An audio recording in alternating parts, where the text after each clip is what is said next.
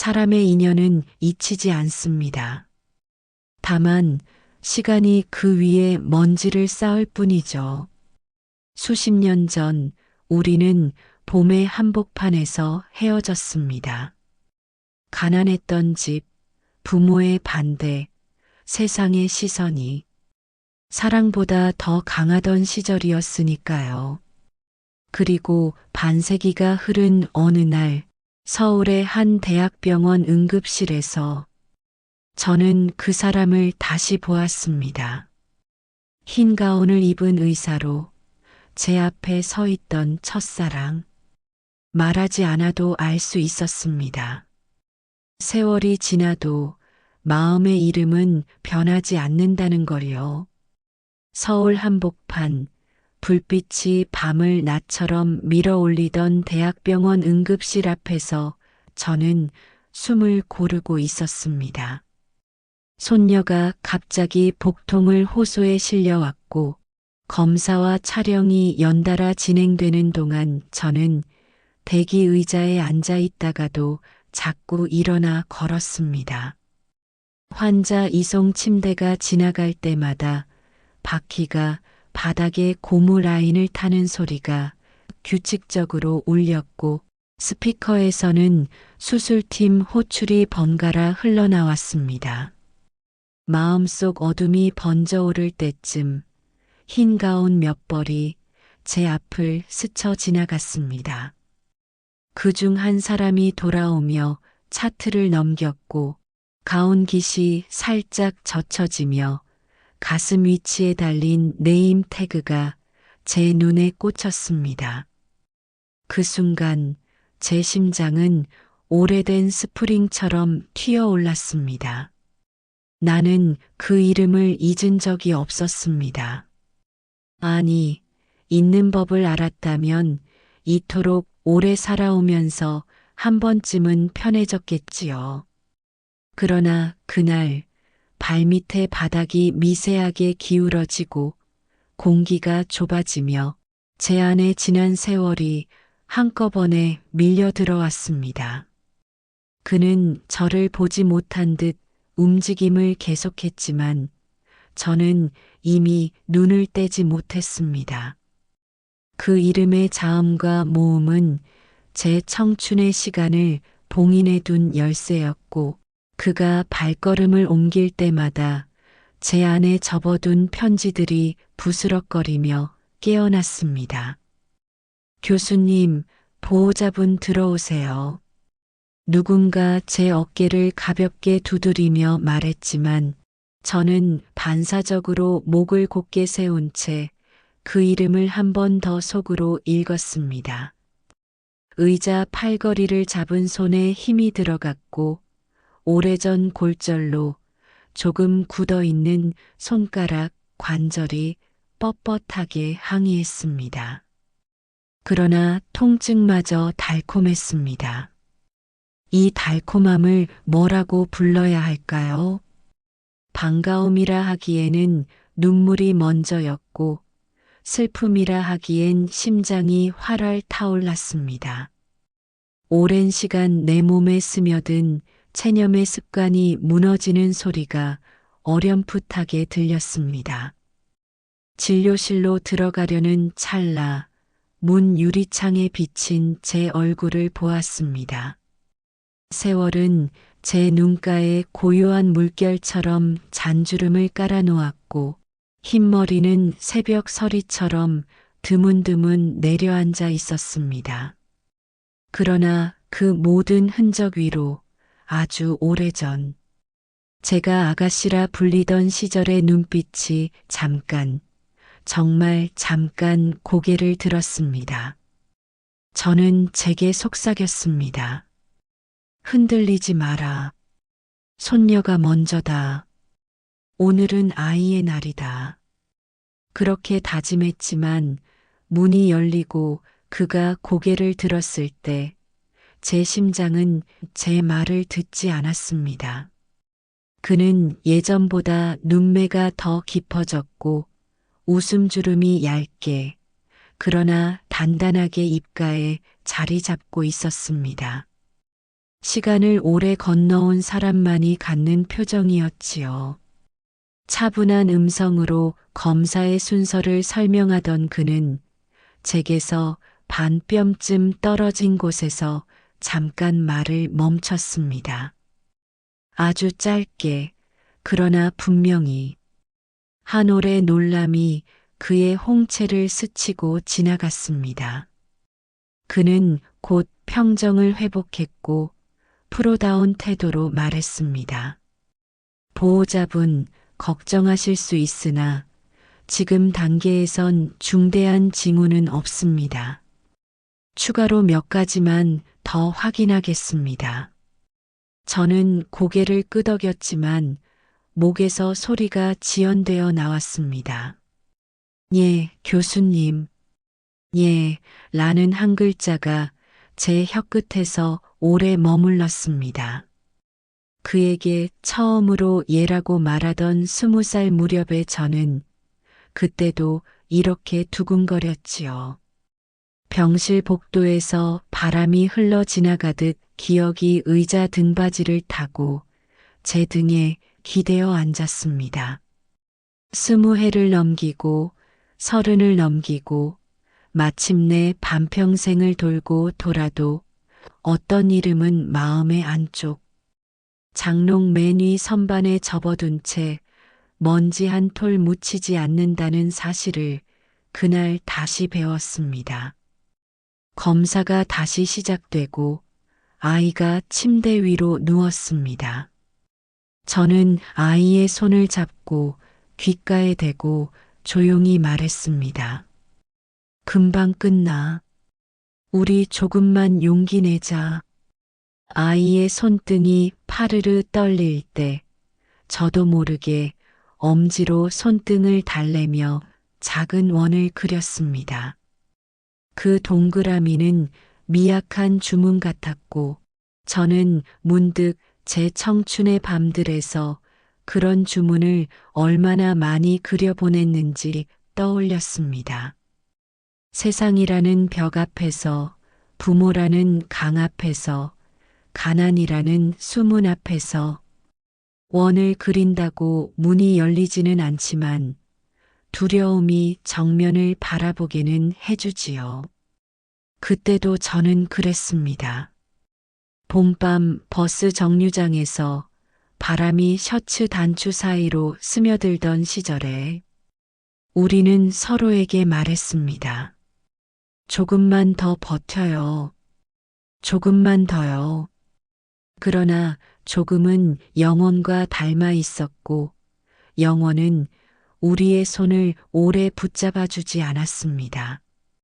검사가 끝나고 다시 결과를 기다리게 되었습니다. 복도 끝 창가에 자리가 하나 비어 있었습니다. 저는 그 자리에 앉아 바깥을 바라보았습니다. 서울의 불빛은 때로는 위로였고 때로는 소음이었습니다. 그날의 불빛은 아주 조용하게 반짝였습니다. 마치 누구도 큰 소리를 내지 않도록 서로 조심하는 것처럼 저는 핸드백 안쪽 지퍼칸을 열어 작은 수첩을 꺼냈습니다. 원래라면 장을 보며 적어두는 메모, 손녀와 놀 때 떠오른 이야기의 조각, 내일 가야 할 은행 창구 번호 같은 것이 적혀 있어야 했습니다. 그러나 그날 저는 빈 페이지를 한 장 천천히 펼쳤습니다. 그리고 아무것도 적지 않은 채 오래 바라보았습니다. 적으면 무너질 것 같아서요. 글자는 마음을 붙잡아 주기도 하지만 때로는 마음을 단숨에 끌어당겨 바닥에 내려놓기도 하니까요. 그가 다시 나타났습니다. 이번에는 차분한 미소와 함께 보호자분, 결과 설명 도와드리겠습니다. 저는 자리에서 일어나면서도 손가락 끝으로 수첩의 모서리를 한번 쓸었습니다. 그 작은 사각형에 들어차지 못한 말들이 제 모골대를 타고 위로 올라왔지만 저는 삼켰습니다. 진료실 안 불빛은 흰색이었고 설명은 명료했습니다. 의학은 이렇게 명료할 수 있는데 인간의 마음은 왜 이토록 우회로로만 움직일까요? 설명이 끝나고 저는 정중히 고개를 숙였습니다. 감사합니다, 교수님. 그가 고개를 들며 눈을 맞췄습니다. 잠깐, 아주 잠깐 그의 눈빛이 미세하게 젖었습니다. 그는 말하지 않았고 저도 말하지 않았습니다. 말은 때로 너무 싸서 함부로 꺼내면 금세 빛이 바래니까요. 우리는 오직 눈으로만 그 시절의 이름을 불렀습니다. 문을 열고 나와 복도를 걸을 때 저는 제 걸음이 오래전 어느 밤과 같은 박자로 움직인다는 것을 깨달았습니다. 그 밤 우리는 다리 난간에 기대어 강물을 내려다보았습니다. 물은 어둡고 깊었고 도시의 불빛은 물결에 부서지며 길게 흘렀습니다. 그는 말했습니다. 제가 더 열심히 하겠습니다. 저는 대답했습니다. 그럼에도 우리가 견딜 수 있을까요?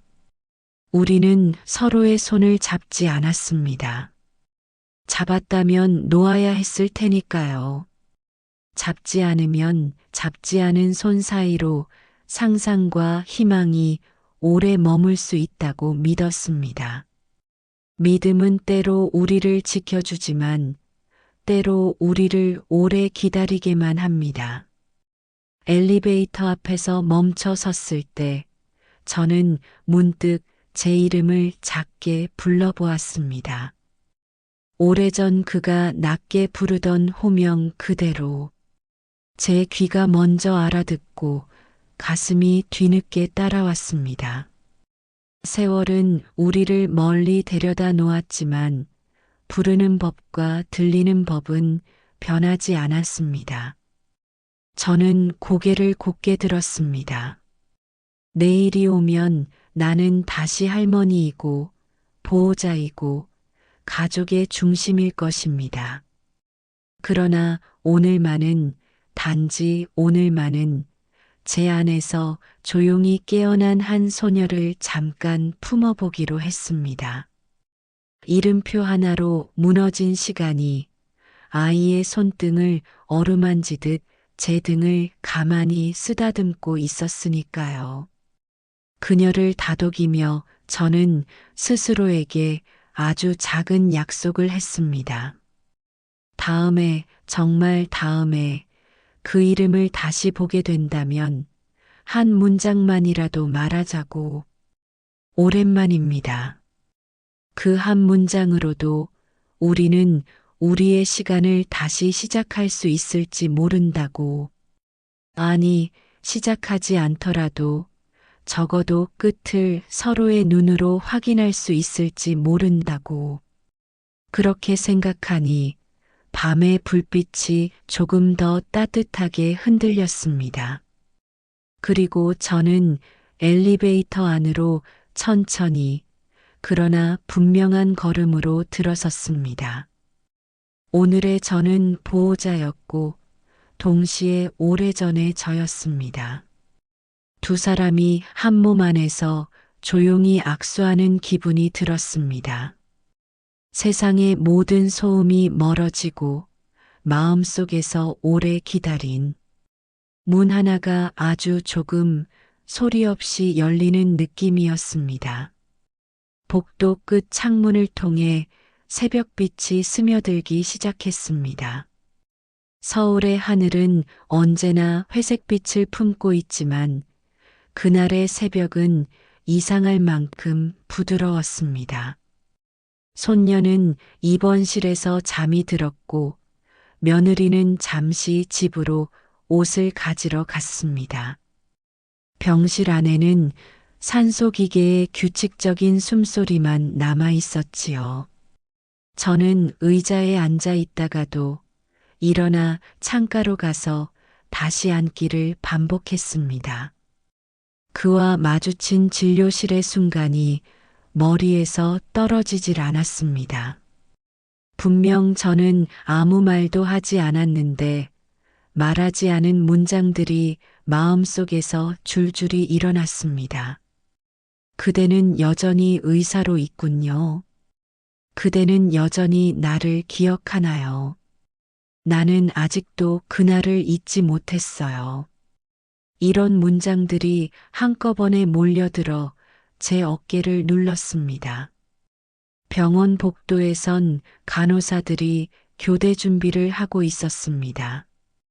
발소리가 일정하게 이어지고 그 속에서 커피 향이 희미하게 번졌습니다.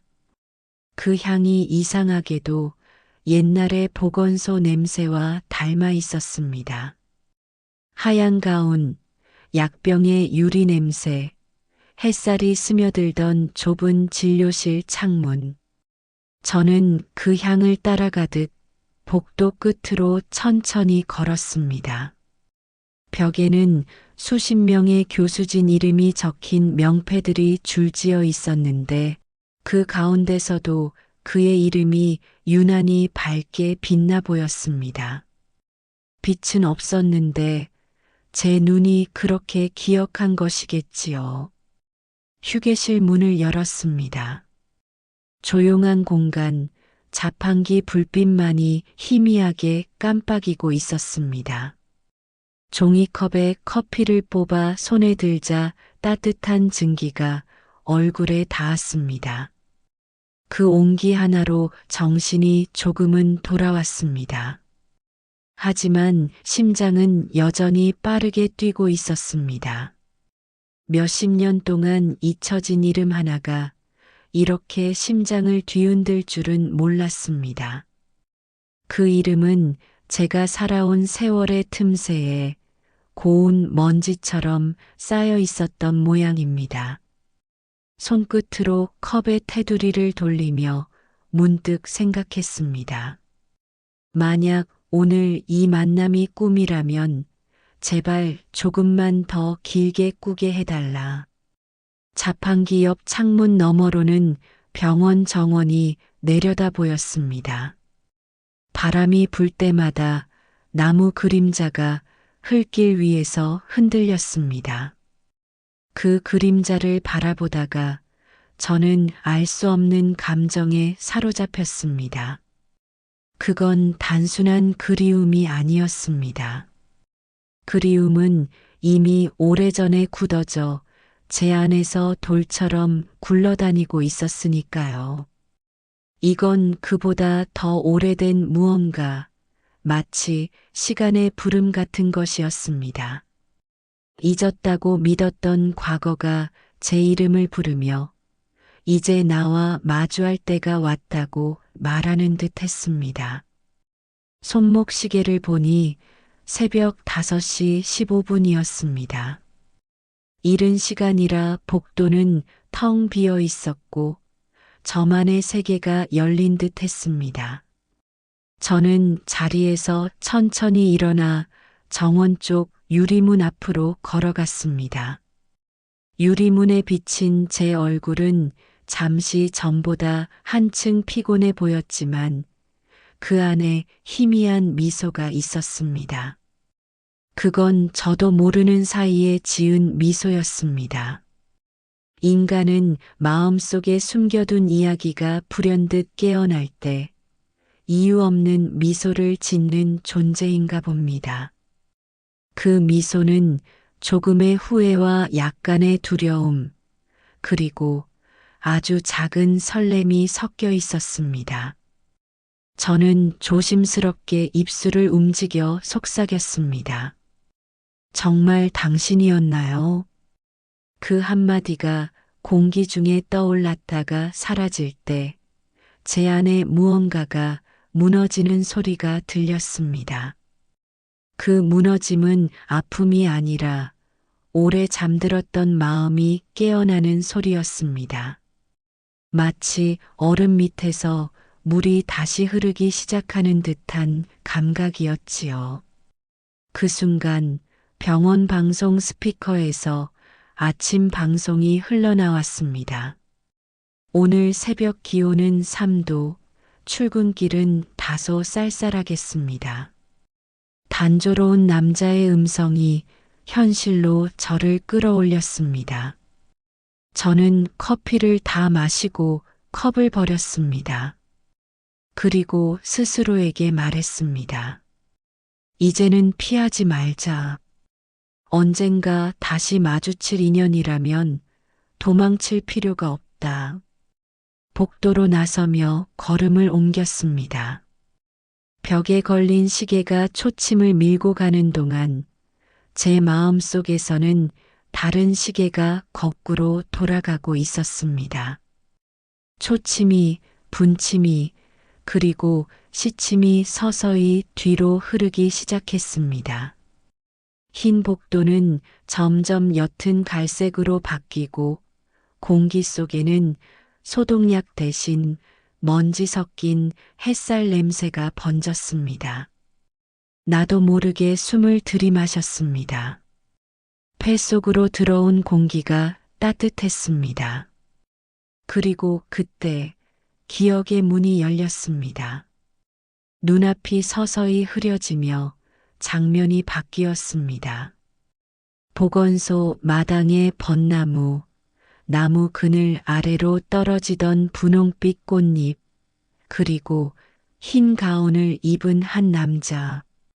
그가 제 이름을 부르던 목소리가 귓가에 다시 피어올랐습니다. 그날 이후 세상은 두 부분으로 나뉘었습니다. 그가 오기 전의 세상, 그리고 그가 내 안으로 들어온 세상. 저는 눈을 감고 속삭였습니다. 이제 그 이야기를 다시 꺼낼 시간이군요. 기억은 언제나 냄새로 먼저 찾아옵니다. 그날의 공기는 약간의 소독약 냄새와 함께 갓 피운 벚꽃 향이 섞여 있었습니다. 시골 읍내 보건소의 작은 창문은 언제나 반쯤 열려 있었고 바람이 종이 차트들을 넘기며 서류 사이를 누볐습니다. 20살의 저는 그 바람 소리를 좋아했습니다. 어수선한 대기실의 숨결이 그 바람에 조금이라도 섞이면 환자들의 고통도 어쩐지 가벼워질 것 같았거든요. 그날 새로 부임한 인턴 의사가 들어왔습니다. 흰 가운이 조금 커 보였고 셔츠 소매가 손등 가까이까지 내려와 있었어요. 첫인상은 말수가 적고 눈빛이 깊었습니다. 환자 이름을 부를 때마다 목소리 끝이 조금 내려앉았는데 그 낮은 울림이 이상하게 따뜻했습니다. 저는 접수 창구 뒤에서 그 목소리를 몇 번이나 들었습니다. 이름표에는 정연우라고 적혀 있었죠. 그 이름을 마음속으로 한 번, 두 번, 세 번 되뇌었습니다. 그 이름의 울림이 제 안에서 천천히 자리를 잡았습니다. 점심시간이 되면 직원들은 보건소 뒤편 벚나무 아래로 모였습니다. 좁은 의자 2개와 낡은 테이블 하나, 도시락 2개가 놓이면 금세 점심자리가 되었죠. 그날도 저는 혼자 도시락을 꺼내고 있었는데 그림자 하나가 제 앞을 가로질렀습니다. 저기 여기 앉아도 될까요? 고개를 들자 그가 서 있었습니다. 햇살이 그의 뺨을 스쳐 지나가며 눈부신 선을 그렸습니다. 아, 네. 이쪽이요. 그는 조심스럽게 도시락을 내려놓았습니다. 은색 도시락 뚜껑을 여는 순간 계란말이 냄새가 피어올랐습니다. 간호사님은 오늘도 일찍 나오셨네요. 네, 접수 정리하려면 좀 일찍 와야 해서요. 그는 웃으며 고개를 끄덕였습니다. 성실하시네요. 그 한마디가 어쩐지 오래 맴돌았습니다. 성실하다는 말, 그 시절에는 사랑 고백보다 더 깊이 남는 말이었으니까요. 바람이 불 때마다 벚꽃잎이 떨어져 도시락 위로 내려앉았습니다.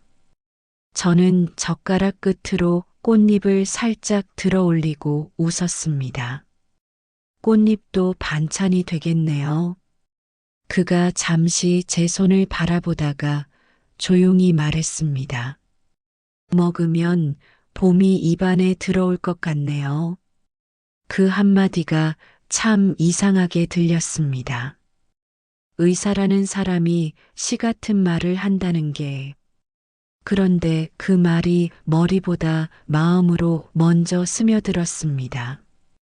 그날 이후 봄바람이 불 때마다 저는 그 말을 떠올렸습니다. 봄이 입안에 들어올 것 같다. 그건 사랑이 시작될 때의 맛이었습니다. 며칠 후 첫 진료 보조를 맡게 되었습니다. 대기실에 앉아 있던 농부 아저씨 한 분이 들어오셨고 저는 그의 곁에서 메모를 들었습니다. 현우 씨는 차분히 청진기를 귀에 꽂고 환자의 등을 손바닥으로 눌렀습니다. 그 손끝의 움직임은 숙련되지 않았지만 진심이 있었고 저는 그 진심을 고스란히 느꼈습니다. 숨 크게 쉬세요. 그 목소리가 제 등 뒤까지 울려왔습니다. 진료가 끝나자 그는 환자에게 약봉투를 건네며 웃었습니다. 조금만 쉬세요. 괜찮아질 겁니다. 그 말 한마디에 환자는 안도하듯 웃었고 저도 모르게 그 웃음을 따라 했습니다. 진료가 끝난 뒤 그는 저에게 물었습니다. 혹시 내일도 같이 근무하나요? 네, 아마도요. 그가 말없이 고개를 끄덕였습니다. 그 순간의 침묵이 이상하게 길게 느껴졌습니다. 공기 속에 묘한 떨림이 생겼고 그 떨림이 제 가슴 속으로 번졌습니다. 퇴근길 보건소 문을 나서는데 뒤에서 누군가가 부르는 소리가 들렸습니다. 간호사님, 돌아보니 그가 손에 우산을 들고 서 있었습니다. 봄비가 막 쏟아지기 시작하던 참이었죠.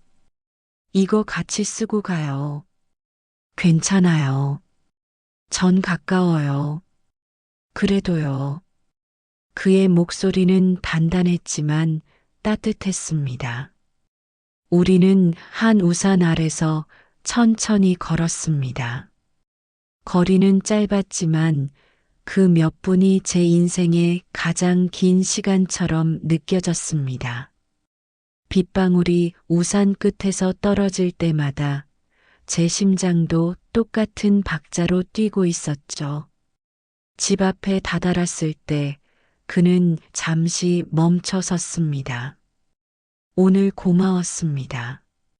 별 말씀을요. 사람이 마음이 따뜻해야 좋은 의사가 된다고 배웠습니다. 그런데 오늘 그걸 봤어요.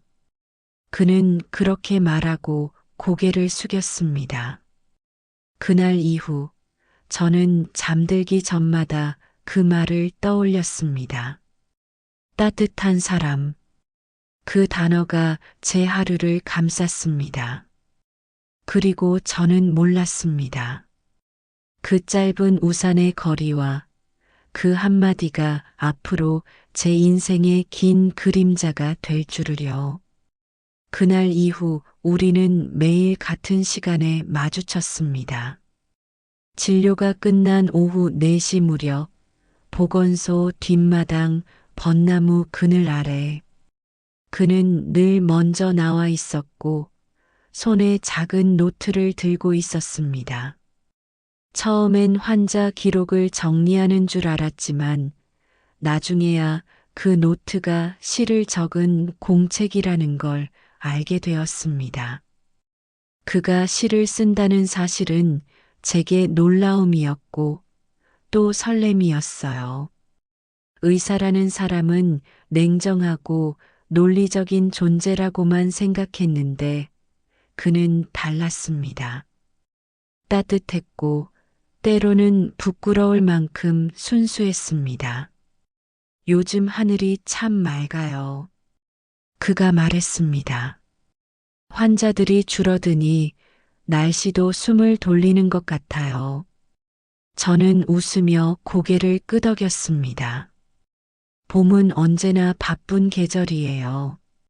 몸이 아픈 사람도 마음이 아픈 사람도 많거든요. 그는 그 말을 듣고 잠시 저를 바라보다가 노트 한 장을 찢어 제게 내밀었습니다. 이거 그 마음에 대해 쓴 건데요. 읽어보세요. 그 종이에는 짧은 문장 하나가 적혀 있었습니다. 당신이 웃는 이유를 몰라도 괜찮아요. 그 웃음이 하루를 버티게 하니까요. 짧은 글이었지만 그 문장을 읽는 순간 제 눈앞에 있던 세상이 살짝 흔들렸습니다. 그건 고백도 아니었고 약속도 아니었지만 그 어떤 말보다 깊이 다가왔습니다. 저는 그에게 말했습니다.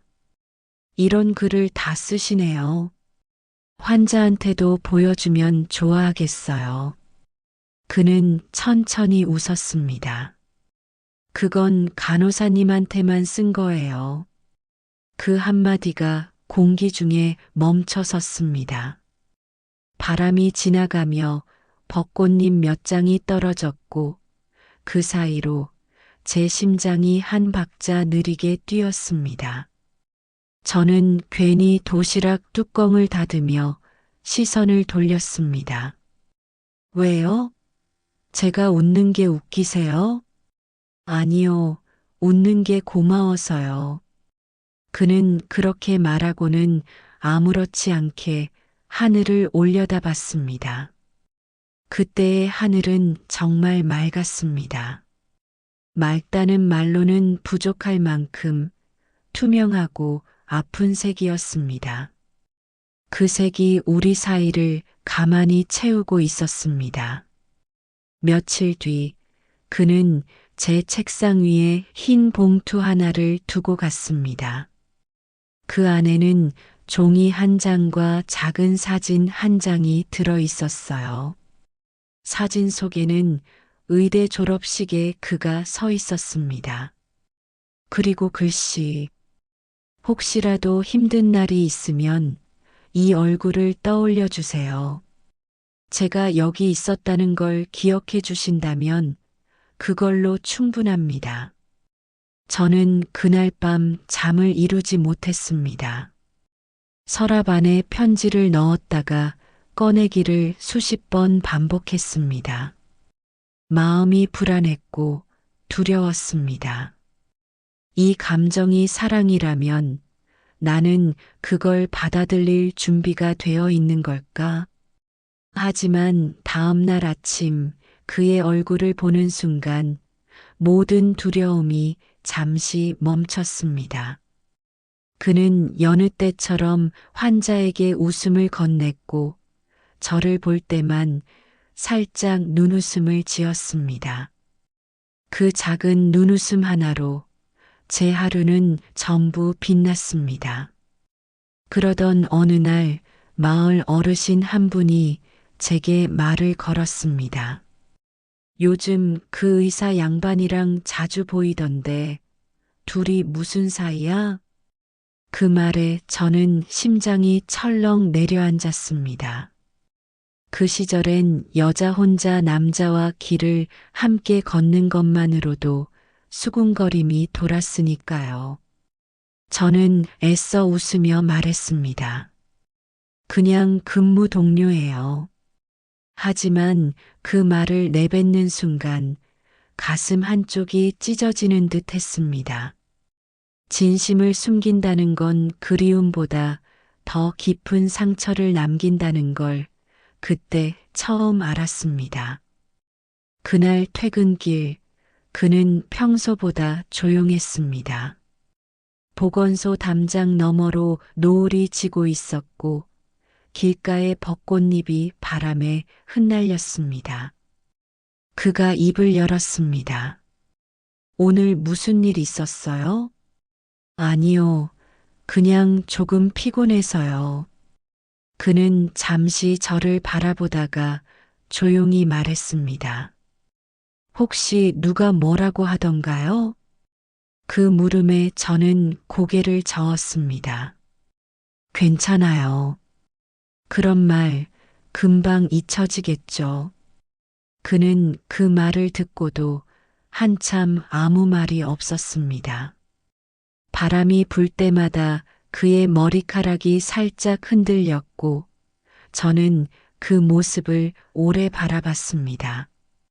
그가 낮게 속삭였습니다. 잊지 말아요. 오늘의 하늘, 오늘의 바람, 오늘의 이 거리. 우리가 함께 걷는 이 시간이 언젠가 당신에게 위로가 되길. 그날 이후 우리는 조심스러워졌습니다. 같은 공간에 있어도 시선을 오래 맞추지 않았고, 같은 길을 걸어도 일정한 거리를 두었습니다. 그러나 이상하게도 멀어질수록 마음은 더 선명해졌습니다. 마치 빛이 멀리 떨어질수록 더 선명하게 보이는 별처럼요. 그리고 어느 날 밤 저는 그의 편지에 짧은 답장을 써서 보건소 탕비실 서랍에 넣었습니다. 당신이 웃는 이유를 몰라도 괜찮아요. 그 웃음이 제 하루를 버티게 하니까요. 그의 말을 그대로 적었습니다. 다만 마지막 한 줄만 바꿨습니다. 저도 당신 때문에 웃고 있어요. 봄의 막차가 보건소 마당을 지나가던 무렵이었습니다. 해는 길어졌고 진료 대기실에서 나는 기침 소리도 한결 옅어졌지요. 겉으로 보이는 풍경은 평화로웠지만 저는 그 평화가 얇은 유리처럼 깨질 수 있다는 걸 어렴풋이 느끼고 있었습니다. 작은 수군거림들이 마을 길가를 스치고 다녔습니다. 우체국 앞 벤치에서, 시장 입구 어물전 앞에서, 그리고 보건소 접수 창구에 서서 번호표를 뽑는 사람들 사이에서 말을 끝까지 내뱉지 못한 혀끝들이 서로를 밀어 올리듯이 떠들며 얼굴 없는 목소리들이 발목을 휘감았습니다. 요즘 그 둘 같은 말은 늘 공중에서 끊겼고 그렇기에 더 길게 들렸습니다. 그날은 오후 진료가 유난히 바빴습니다. 아이들이 연달아 들어왔고 봄 감기가 늦게야 발동을 건 모양이었지요. 저는 체온계를 닦아 바구니에 정리하고 차트를 차곡차곡 쌓아두었습니다. 현우 씨는 쉬지 않고 진료실을 드나들며 환자들에게 같은 톤으로 같은 박자의 위로를 건넸습니다. 조금만 참으세요. 괜찮아질 겁니다. 그의 말은 약처럼 정확했고 햇살처럼 따뜻했습니다. 그런데 어느 순간 그 말이 제게도 필요하다고 느꼈습니다. 괜찮아질 겁니다. 누군가가 제 귀에 그렇게 말해준다면 저는 그 말 한 줄에 하루를 모두 기대고 눕고 싶었습니다. 퇴근 무렵 보건소 담장 밖 골목길에서 어머니 친구분이 제 앞을 가로막았습니다. 그분은 평소처럼 상냥했지만 눈빛은 조심스레 날카로웠습니다. 예, 너 요즘 의사 선생님이랑 자주 보인다더라. 그 말이 끝나기도 전에 제 심장이 먼저 대답을 해버렸습니다. 빠르게, 그리고 어지럽게. 저는 웃었고 그 웃음이 제 얼굴에서 어색하게 굳었습니다. 같이 일하니까요. 보건소가 워낙 좁잖아요. 그분은 대답 대신 짧은 숨을 쉬더니 말을 덧붙였습니다. 그 집 사정 알지? 이혼 가정이면 옛날엔 말도 못했지. 이혼이라는 단어가 공기 속에 길게 떠 있었습니다. 그 단어는 그 시절의 우리 사회에서 사랑보다 앞서 나와 판결을 내리는 법관처럼 군림했지요. 저는 아무 말도 하지 못했습니다. 다만 고개를 살짝 숙였고 그분은 그걸 동의로 받아들였는지 고개를 끄덕이다가 끝내 말을 삼켰습니다. 에휴, 조심해. 내가 아까운 애잖아. 집으로 돌아오는 길에 노을은 유난히 붉었습니다.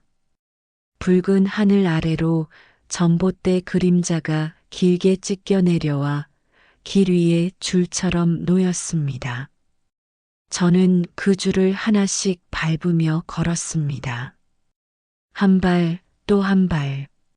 줄을 밟을 때마다 마음속에서 얄팍한 결심들이 삐걱거렸습니다. 그만 두어야 하나? 아니지. 아직 아무것도 시작하지 않았는데 무엇을 그만둔단 말인가. 말로 다 꺼내놓지 못한 마음이 저를 하루에도 몇 번씩 흔들었습니다.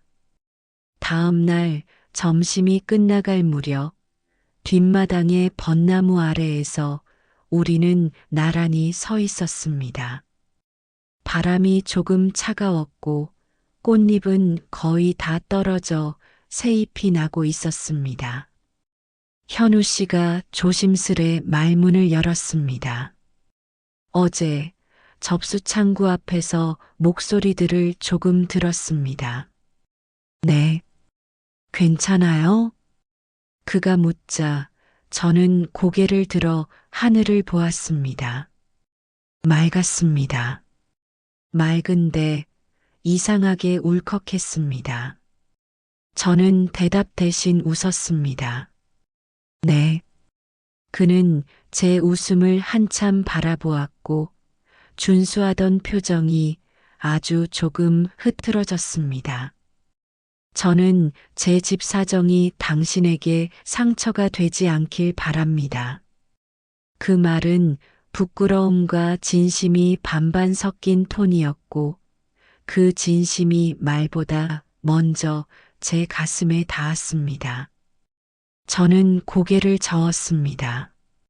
사람이 사람을 좋아하는데 그 집의 과거가 뭐가 그리 중요해요. 그건 시대가 만든 그림자일 뿐인데요. 말을 내뱉는 순간 제 목이 뜨거워졌습니다. 그림자를 걷어낼 힘이 우리에게 있는지 저는 확신하지 못했습니다. 그래도 말해야 했습니다. 말해야만 제가 무너지지 않을 것 같았으니까요.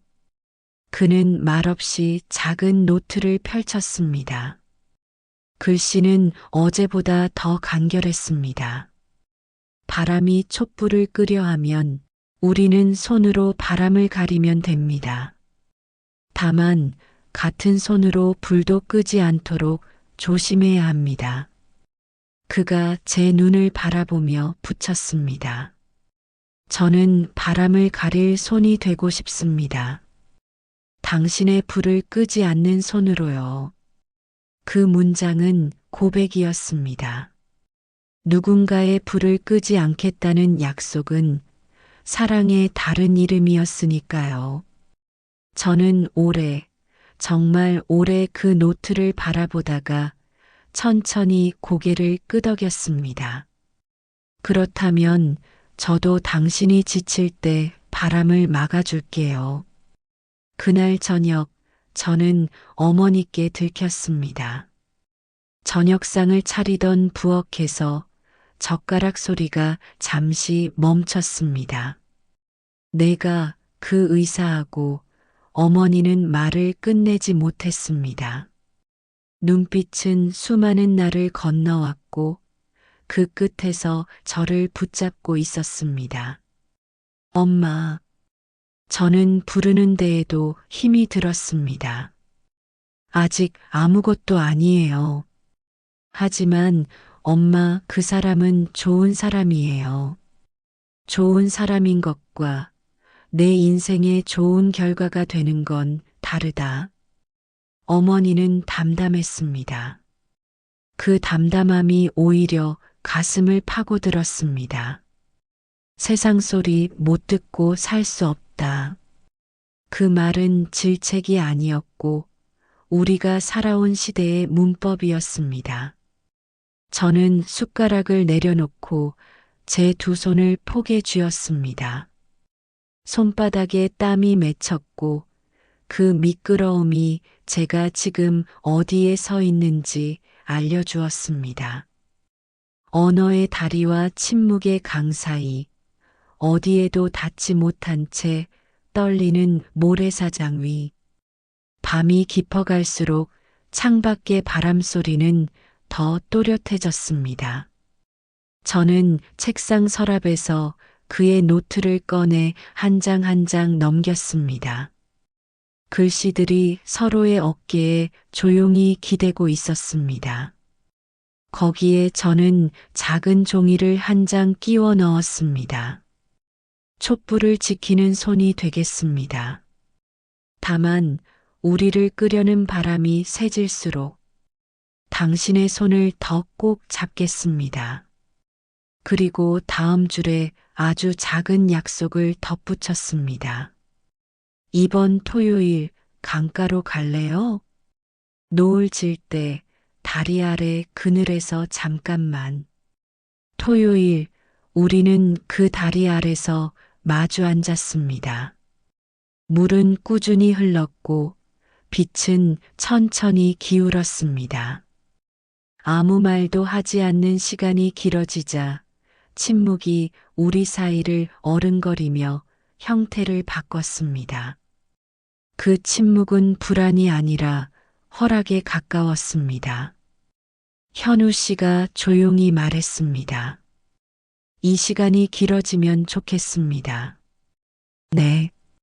하지만 길어지지 못할 수도 있습니다. 그는 현실을 알고 있었고 저도 알고 있었습니다. 우리는 서로를 속이지 않기로 한 사람들이었습니다. 그래서 저는 천천히 또렷하게 대답했습니다. 그래도 지금은 우리 거예요. 노을이 강물에 내려앉을 때 저는 손등을 아주 조금 내밀었습니다. 그는 망설였고 그 망설임이 오히려 더 깊은 존중처럼 느껴졌습니다. 마침내 우리의 손끝이 조심스레 닿았습니다. 그 순간 저는 알았습니다. 우리에게 허락된 것은 거대한 약속이 아니라 아주 작은 용기라는 것을, 그 작은 용기를 하루씩 모아 등불 밑에 쌓아두면 언젠가 바람이 몰아칠 때 꺼지지 않을 불씨가 될 거라는 것을. 바람은 계속 불어올 것입니다. 그러나 그날 우리는 서로의 손으로 바람을 잠시 가렸습니다. 불은 꺼지지 않았고 어둠은 조금 물러났습니다. 그리고 저는 처음으로 두려움과 기쁨이 같은 하늘 아래에서 공존할 수 있다는 걸 배웠습니다. 그 하늘은 낮게 드리웠고 우리의 머리 위에서 한동안 움직이지 않았습니다. 그날 강가에서 헤어진 뒤 우리는 며칠 동안 말이 없었습니다. 그러나 침묵이 멀어짐을 의미하지는 않았습니다. 오히려 그 침묵은 서로의 마음을 더 조용히 다듬는 시간처럼 느껴졌습니다. 다음 날 아침 그는 아무 일도 없었다는 듯 제 책상 위에 커피 한 잔을 두고 갔습니다. 종이컵 옆에는 짧은 쪽지가 놓여 있었습니다. 하루가 길어질수록 그대의 웃음이 생각납니다. 오늘은 환자들이 적었으면 좋겠네요. 그 문장을 읽는 순간 제 입가에 미소가 번졌습니다. 세상은 여전히 제자리였고 사람들은 여전히 우리를 모를 듯 스쳐갔지만 제 안의 하루는 분명 달라져 있었습니다. 그날부터 우리의 시간은 조용히 흘렀습니다. 보건소 뒷마당 벚나무는 이제 푸른 잎을 달기 시작했고 하늘은 여름의 온도를 예고하고 있었습니다. 우리는 하루에 2번 아침과 저녁에 스쳐 지나갔습니다. 서로 이름을 부르지 않았고 대화도 조심스러웠지만 그 침묵이 오히려 우리의 언어가 되었습니다. 그가 문을 열고 들어올 때 흰 가운이 바람에 살짝 흔들리면 그 움직임만으로도 저는 마음이 평온해졌습니다. 사랑이라는 게 그렇게 단순한 것일지도 모르겠다고 생각했습니다. 이름 하나 없이, 약속 하나 없이도 서로의 존재만으로 위로가 되는 상태. 그것이면 충분했습니다. 어느 날 오후 비가 내렸습니다. 진료가 끝나자 그는 아무 말 없이 제 곁에 서 있었습니다. 그가 든 우산에는 이미 빗방울이 수없이 맺혀 있었죠. 비가 많이 오네요.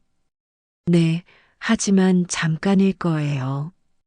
우리는 한 우산 아래서 마을길을 천천히 걸었습니다. 그의 손등이 제 손등에 닿을 때마다 전기가 흐르는 듯 했습니다. 그는 말했습니다. 이런 날씨가 좋습니다. 세상이 조용해지고 사람들의 눈도 빗방울 속에서 흐려지니까요. 저는 웃었습니다. 그럼 우리 사랑도 오늘은 눈에 안 띄겠네요. 그는 고개를 숙이며 조용히 대답했습니다. 그래도 저는 당신이 선명하게 보여요. 그 말이 빗소리에 섞여 흘러갔지만 제 귀에는 아주 또렷하게 남았습니다. 며칠 후 그는 저에게 병원 근처 찻집을 제안했습니다.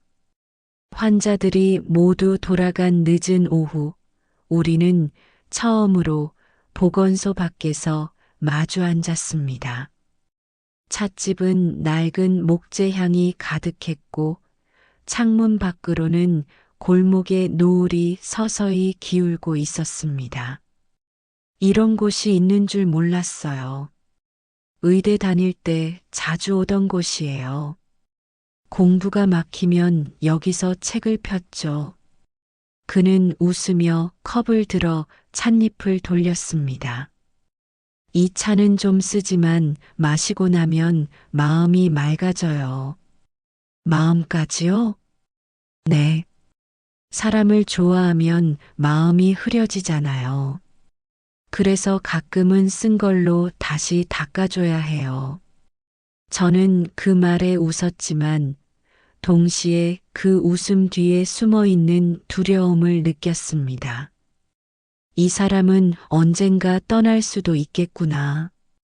그의 말투, 그 눈빛, 그 조심스러움이 이미 그것을 예고하고 있었거든요.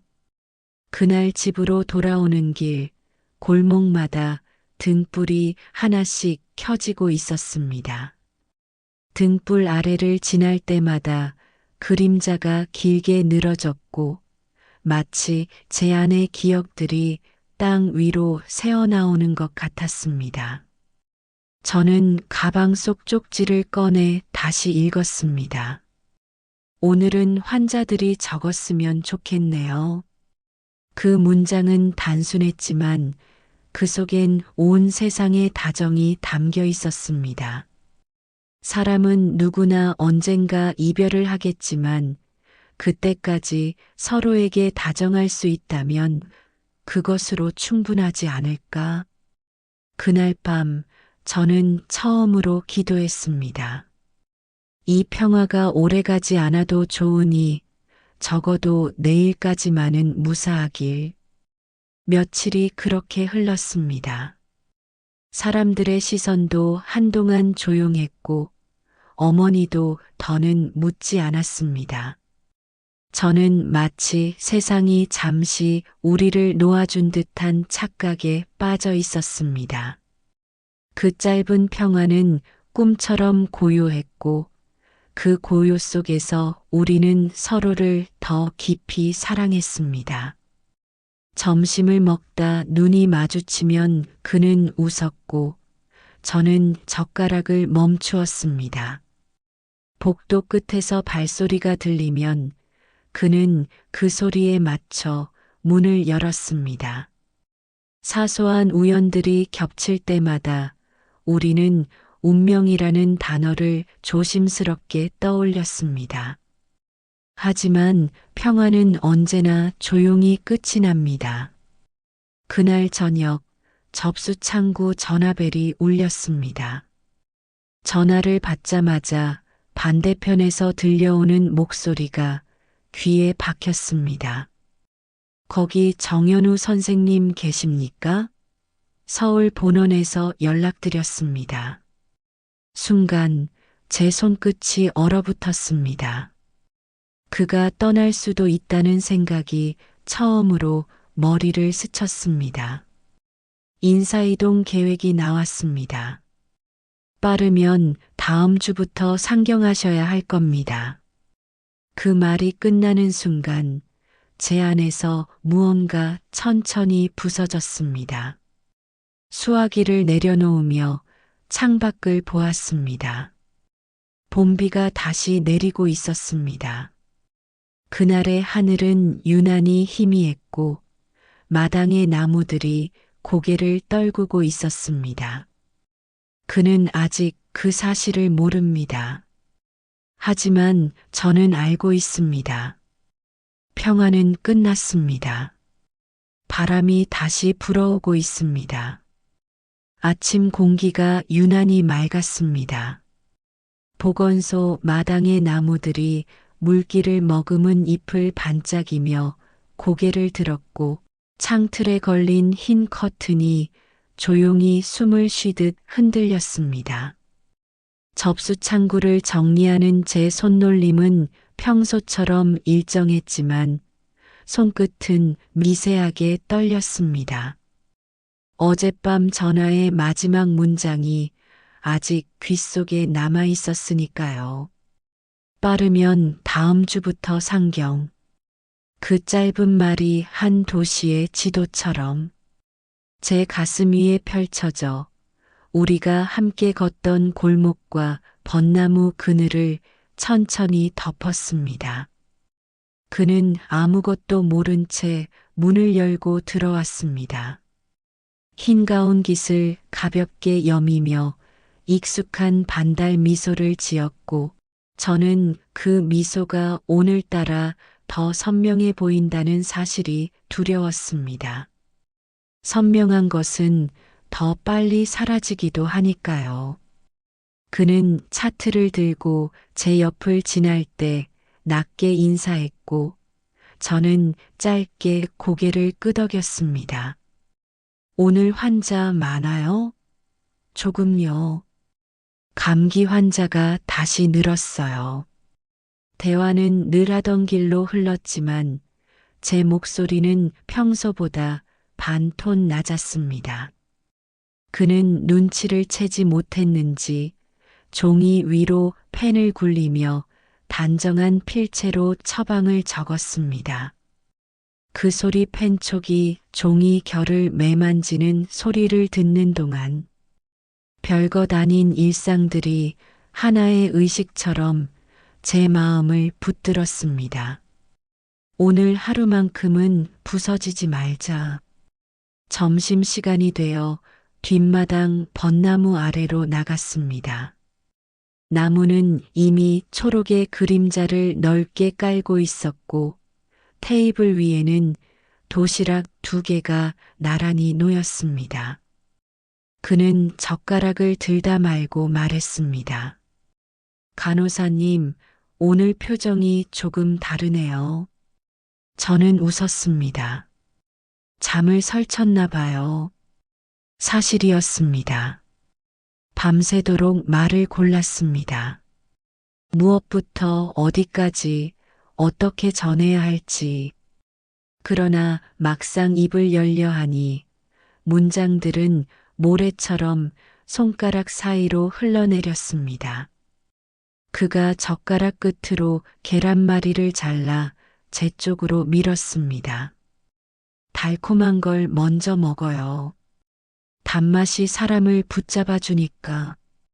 저는 그 말에 고개를 끄덕였지만 단맛은 금세 사라졌고 혀끝에는 쓴 향이 남았습니다. 쓰다는 건 마음이 무엇을 잃을 준비를 하고 있다는 신호처럼 느껴졌습니다. 오후 진료가 시작되자 그는 평소보다 부드러웠습니다. 아이의 등 위를 손바닥으로 가볍게 눌러 호흡을 살피고 할머니의 손등에 굳은 살을 발견하면 연고 대신 휴식을 처방했습니다. 무리하면 안 돼요. 쉬어야 낫습니다. 그 말이 제게도 들려왔습니다. 쉬어야 낫는다. 그러나 우리의 시간은 멈추지 않았고 멈추지 않는 것은 종종 멀어지기 위해 속도를 올리기도 합니다. 저는 처방전을 접어 건네면서 그의 얼굴을 훔쳐보았습니다. 그는 환자의 눈높이에서 웃고 있었고 그 웃음은 제가 사랑하게 된 바로 그 웃음이었습니다. 사랑은 설명을 필요로 하지 않는다고 누군가 말했지요. 하지만 떠남은 언제나 설명을 동반합니다. 설명은 칼날처럼 반짝거리며 마음의 천을 얇게 벗겨냅니다. 벗겨내고 나면 차가운 공기가 곧장 닿습니다. 해가 기울 무렵 그는 잠시 제 책상 앞에 멈춰 섰습니다. 오늘 끝나고 찻집 갈까요? 저는 망설였습니다. 찻집의 쓴맛이 오늘은 우리에게 너무 정직할 것 같았습니다. 오늘은 병원에 조금 더 남아 있어야 할 것 같아요. 그는 고개를 끄덕였고 단정한 예의가 그의 표정을 다시 정리해 놓았습니다. 예의는 때로 사람과 사람 사이를 지켜주지만 어떤 날에는 가장 먼저 다리를 끊어버리기도 합니다. 저는 내내 타이밍을 재고 있었습니다. 나를, 우리를, 이 평화를, 어떤 말을, 어느 순간에. 그러나 말은 여전히 모래였고 모래는 여전히 제 손가락 사이를 벗어났습니다.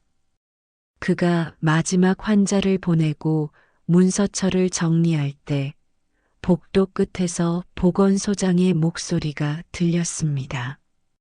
정 선생, 잠깐 방으로 오지. 저는 고개를 들었습니다. 멈춰있던 시계가 다시 움직이기 시작한 듯 했습니다.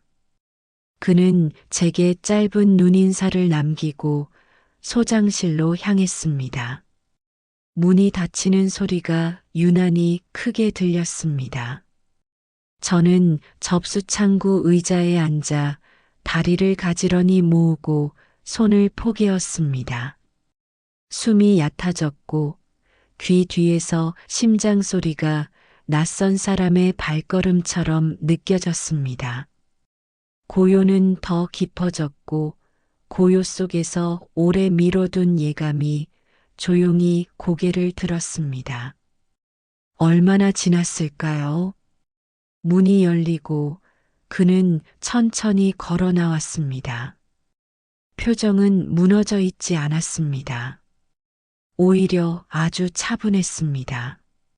차분하다는 건 마음이 이미 결론에 닿았다는 뜻일 때가 많습니다. 그는 복도 중간에서 한번 멈춰 섰고 소장실 문 쪽을 한번 돌아봤습니다. 그 짧은 돌아봄이 내게로 오기 전에 그는 제 자리까지 와서 낮게 말했습니다. 오늘 하늘이 참 맑네요. 저는 고개를 끄덕였습니다. 그러게요. 그는 한 박자 쉬고 덧붙였습니다. 서울에서 의사들이 더 필요하답니다. 그 문장은 설명이었고 동시에 이별 통지서의 첫 줄이었습니다. 제 귀가 먼저 이해했고 가슴은 한참 뒤에야 그 뜻을 따라왔습니다. 말문이 막혔습니다. 대신 오래전에 배워둔 예의가 먼저 몸을 움직였습니다. 축하드려요. 축하는 사실 축하가 아니라 사랑이 제 손에서 흘러내리지 않도록 붙잡기 위한 마지막 매듭이었습니다. 그는 짧게 웃었습니다. 축하인지 소식인지 아직 잘 모르겠습니다. 그의 눈빛에 미세한 파문이 번졌습니다. 저는 입술을 달래듯 한번 깨물고 손가락을 포개 쥐었습니다. 손끝이 저릿했습니다. 그 저림이 오늘 하루를 기억하는 표식이 되기를, 언젠가 이 저림만으로도 우리가 함께 쓴 시간을 꺼내 볼 수 있기를 저는 조용히 빌었습니다. 해가 완전히 졌을 때 우리는 보건소 문 앞에서 잠깐 멈췄습니다. 사람들 발자국이 희미해지고 담장 너머의 골목에서 저벅저벅 장화를 끄는 소리가 들려왔습니다. 그는 말했습니다. 내일도 평소처럼 진료할게요. 저는 고개를 끄덕였습니다. 네, 평소처럼. 우리가 붙잡을 수 있는 건 오직 그 문장뿐이었습니다. 평소처럼 그 말 속에 우리의 내일과 이별과 모든 용서가 겹쳐 서 있었습니다. 그는 손을 내밀지 않았고 저도 내밀지 않았습니다. 잡았다면 놓아야 할 테고 놓을 때의 온도를 우리는 너무 잘 알고 있었으니까요. 대신 우리는 아주 조용히 서로를 보았습니다. 보는 일은 붙잡지 않고도 지켜내는 유일한 방식이었습니다. 그가 골목 모서리를 돌아 사라질 때까지 저는 그 자리에 서 있었습니다. 밤 공기가 목 뒤를 감싸며 한 계절을 덮는 담요처럼 내려앉았습니다. 저는 속으로 한 문장을 반복했습니다. 오늘은 아직 끝나지 않았다. 끝나지 않은 오늘이 우리에게 허락된 마지막 평화다. 그리고 내일 우리는 평소처럼 진료를 시작할 것이다. 평소의 시작은 때로 마지막의 시작과 같은 모양을 하고 있으니 그 모양을 저는 오래 기억하려고 마음속에 천천히 접어 넣었습니다. 접힌 자리마다 우리가 웃던 날들의 빛이 얇게 끼었습니다. 그 빛이 사라지지 않도록 저는 가만히 숨을 고르며 눈을 감았다가 다시 떴습니다. 밤이 깊어졌고 마음의 시계는 소리를 낮추었지만 멈추지 않았습니다. 멈추지 않는 것은 언젠가 다시 만나기 위해 계속 걷는다는 뜻일지도 모른다고 저는 아주 작게 믿어보기로 했습니다.